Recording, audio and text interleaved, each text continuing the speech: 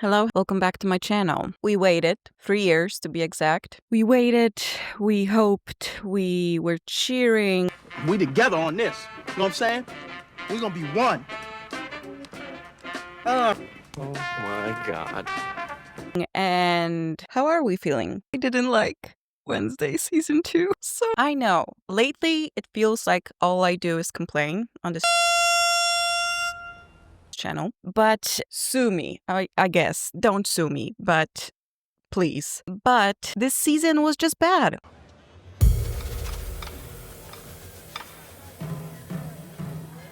You know what? I'm fine. And okay, we don't have a full season yet. It's only been 4 episodes, 3 years, 4 episodes. What can I say? It feels like Tim Burton wasn't really involved this time around. It feels like, yes, Jenna, the 22-year-old actress, was doing the producing. it felt like all of the characters' personalities changed on a dime in accordance to what the plot needed. The plot was uninteresting. The murder mystery, it's there. Secondary characters, not really adding any flavor. On the whole, it was dull, it was mediocre, and all of my favorite fantasy shows get horrible second seasons, and they are either never continued or to be continued with House of the Dragon. So we're gonna see how it evolves in the next 4 episodes. We have to wait until September, but let's just do a quick rundown. Wednesday as a character, that's the biggest issue, because I feel like they don't really know what kind of character she's supposed to be. There are conflicting versions within writers or between Tim Burton, directors, showrunners, and Jenna herself, because as much as she wants to play Wednesday as this deadpan, sort of emotionless, not caring about anyone or anything, cold-blooded mastermind, very anal about everything. That's not really working with the script that they are giving her. And it ties very much to my last video about Wednesday. I did it way back when. Don't watch it. It's bad. All of my old videos are bad. Don't watch them. But yeah, it feels like Jenna Ortega wants to play Wednesday the same way as Christina Ricci was playing Wednesday in Addams Family Values, those 2 movies, which is, like a very emotionless, deadpan sort of character. And I get it. That's like the Wednesday shtick. But the problem is, here she's the main character. And in Addams Family, she was a secondary character that could be sort of like a mirror to other characters. The heart and soul of those movies were relationships and emotions between Morticia Gomez and his brother, Fester. And here, because Wednesday is the main character, she has to give us certain emotions. We have to care about her to some extent, to care about the show as a whole. And if she's not giving us anything, if she doesn't care about any of the characters, if she doesn't nurture any relationships she had before, then I guess it's, a little girl solving mysteries. But that doesn't hook you in. That doesn't want you to stay with the story. And Wednesday, as they were writing her in season 1, even though she puts on this facade of, I don't care about anyone or anything, she very much cares. And that's what every character around her observes about her, especially Dr. Kimbot, her therapist. She shows her that, okay, but you care about Eugene, you care about Enid, you care about Thing, You care about Fester, you care about your family, your classmates, your school, even Weems, because you care enough to want to save them and be the hero. I felt like that was the journey internally that she was going through in season 1. And even though Jenna was playing her, especially in those love triangle scenes, as someone who doesn't give a fuck, like she couldn't care less about those boys, the script was showing us that she does. She kisses Tyler first. She calls him first all the time. Like she is giving him mixed signals, just like he was saying, because she in her mind doesn't want to admit that she cares, but she does. That's why she acts that way. And I went in depth into her character, and in my opinion, at least in season 1, she was written that way because she was a character that shows outwardly that she doesn't care about anything because she's scared of intimacy, or rather, even sort of repulsed by it because of the excessive affection that Gomez and Morticia show towards each other. Like she's kind of rebelling against this notion that, oh, this is how people are supposed to act. I don't like it. I'm going to be emotionless because Morticia and Gomez are all emotions. And I think that's also conveyed in the scenes where Adam's family came to Dr. Kimbot for therapy. She very quickly realized that, oh, it's the problem between mother and a daughter. It's Wednesday doesn't want to be like Morticia. She's rebelling with all her might to not be like her, so not be the popular one, the class president, whatever, all of the school stuff, and also not find love like Morticia did at Nevermore. So without all of those things in season 2, we're left with a sort of very, I don't really want to say cheesy because I enjoy cheesy things. I don't think Wednesday is a type of show that is supposed to be like Succession or Game of Thrones. Not by a long shot. I very much enjoy cozy, silly fantasy. It's supposed to feel like Harry Potter-esque, right? It's supposed to be a magical school for outcasts, gothic, horror-esque, but not scary enough so that all the children can watch it, or the teens. And right now, we're supposed to believe that she's very quirky. That's why she says all of those things. But all of the lines come off very inauthentic this season. And the writing and all the characters feel very, very just meh because there's no purpose. There are no relationships. There are no emotions in it. Is that all I wanted to say about Wednesday? The character? I don't know.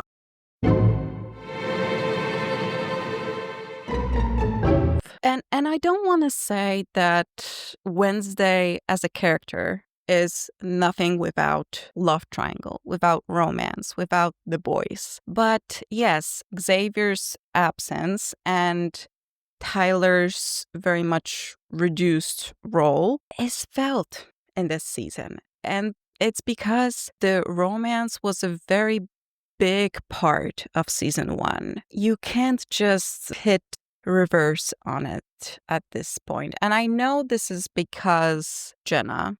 So, I mean, we don't know. But from what she says in interviews, this is probably very much according to her, that she wanted Wednesday to just be alone, that she doesn't want her to care about boys, romance. I get it, because yes, if we're going by what season 1 told us about Wednesday herself believes that she doesn't need those things, but that means that she needs them.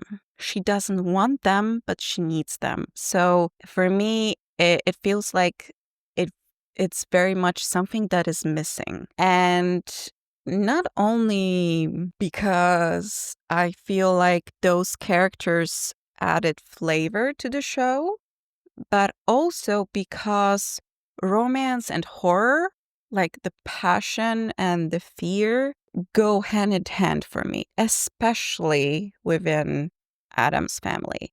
Morticia and Gomez are all about passion and the horror aspect of it. Gothic romance, same thing. So I feel like it's a very slippery slope to totally erase romance from this show. I mean, they say when you introduce romance, that's all that people care about. And I get that they were trying to go against it. But the mystery, the horror, the friendships and family relationships are so far not enough to keep this going. I don't know what they are trying to do with Wednesday's character, with her journey this season. It feels sort of like they are trying to patch holes that were left by season 1, and they don't really have a clear vision for season 2. And that's halfway through season 2. That's what it feels like. So that's already too late to course correct it. Now, let's talk about secondary characters because they are also a problem this season. Enid, I was never a fan of her character.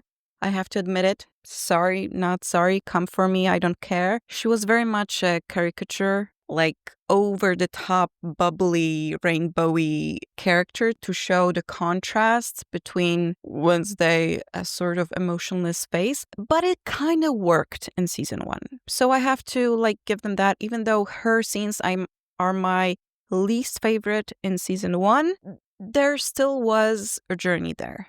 In season 2, different person. Maybe not a different person, but it feels like her and Bianca sort of swapped places. And it feels kind of inauthentic for them to, maybe more for Bianca than it does for Enid. Because I can give them the benefit of the doubt that Enid went to this camp, even though in season 1 she told her mom that she's not going. So what? She met other werewolves, she got popular, she got a new hottie. So she's the hot stuff now. She's the popular one. She wants to be queen bee of the school. I get it, but still, what are they trying to say with this? Are they trying... I don't know. I know, what's the point? That's the thing. The secondary characters also have to have their own story that is tied in to main story. And in this season, it feels like they don't have a vision for it. Because in season 1, it was very much about you find who you are through meaningful connections you make with other people. At least for me, that's what the first season was about. Because both Enid was trying to force this wolfing out and she was struggling with her identity. Wednesday was doing the same thing. And through the friendship and enemies, loves they made along the way, they found out who they are at the end. But this season, I don't know. Also, absence of Weems. I was so surprised by how much Gwendolyn Christie was giving in season 1. Because Steve Buscemi is light years ahead of her in terms of acting and, I don't want to say talent, but it's Steve Buscemi. I watched the studio and I still don't know how to pronounce his name. But maybe it's the script. We only see him in bits and pieces here and there, like this shady guy that is trying to manipulate and control the school. But Weems was a presence in season 1. A few moments later.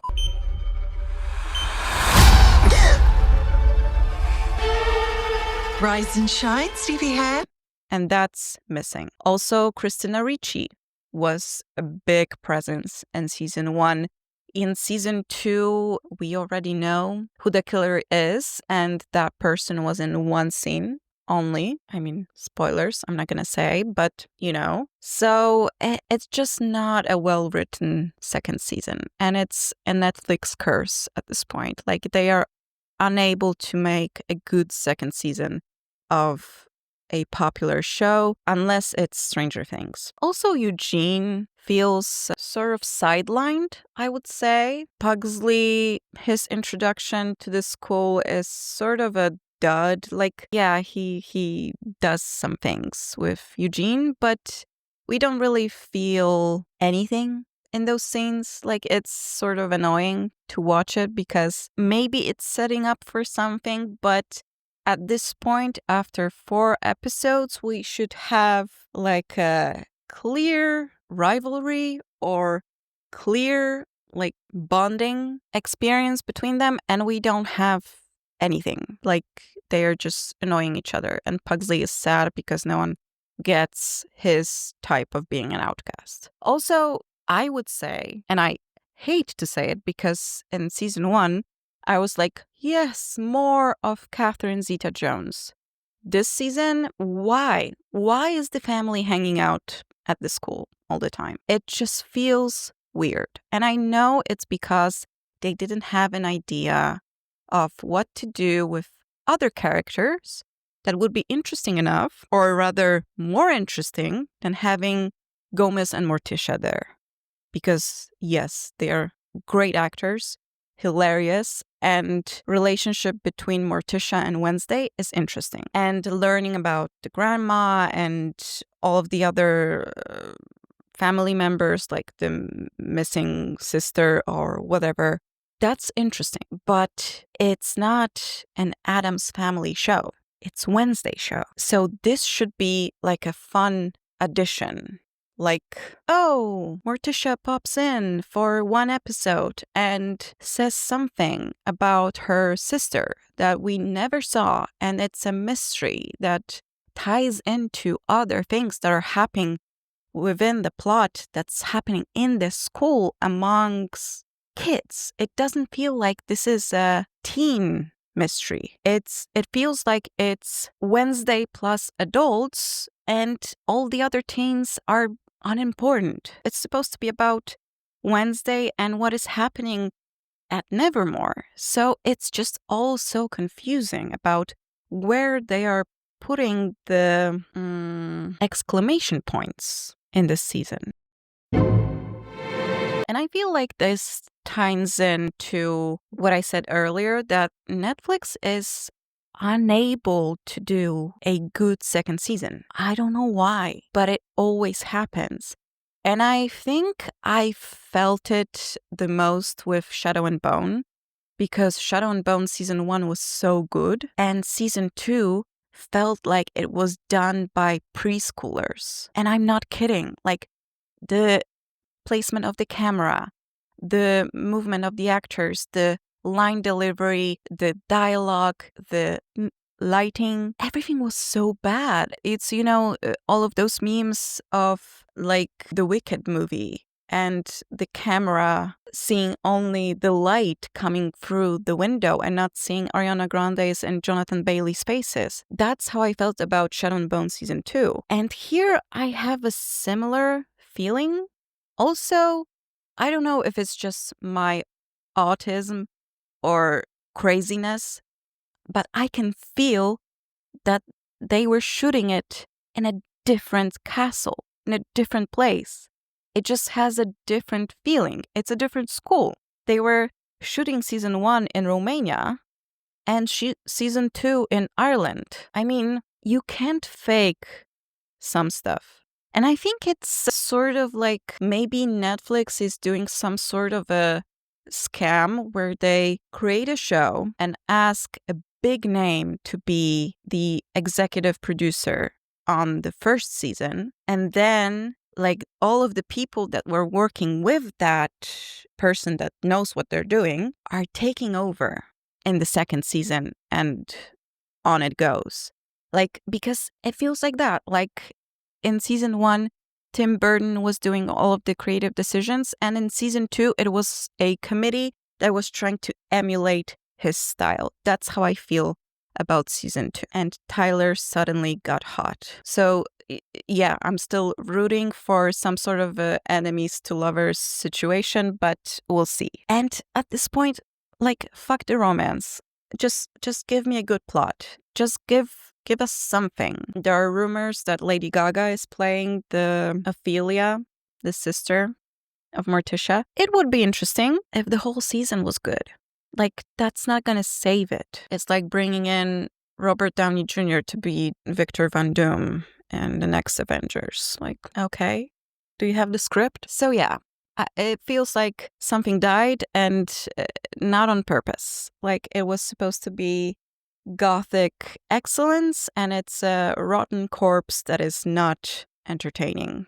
And all the charm of season 1 is gone. I'm hanging to the last slivers of hope that the second half of season 2 is better, but so far something smells dead. So yeah, this is my rant about Wednesday season 2. But I can't sugarcoat. That's my one thing. If I don't like it, I'm gonna say it.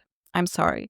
And in my opinion, criticism is not an attack. I still love Tim Burton. I still love Jenna Ortega. I still love every member of this cast. And I still love this show. But if I were to rewatch it, I would rewatch season 1 and only Wednesday Morticia scenes and Wednesday Tyler scenes in season 2. So yeah. Also, can we talk about how Dave destroyed Gomez's character this season? Like, he's no longer the lovable, quirky, creepy guy. He's just dumb. He's just helpless. Like the scene with Zombie? What are you trying to do there with Gomez?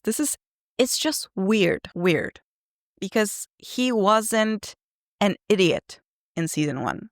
And he is an idiot in season 2. I don't know. I'm still gonna watch rest of season 2, of course. If you know me, you know I'm gonna suffer through everything. Maybe except Rings of Power season 3. I don't know. We'll see. I did watch season 2. So yeah, it's fantasy related. I'm gonna suffer through anything.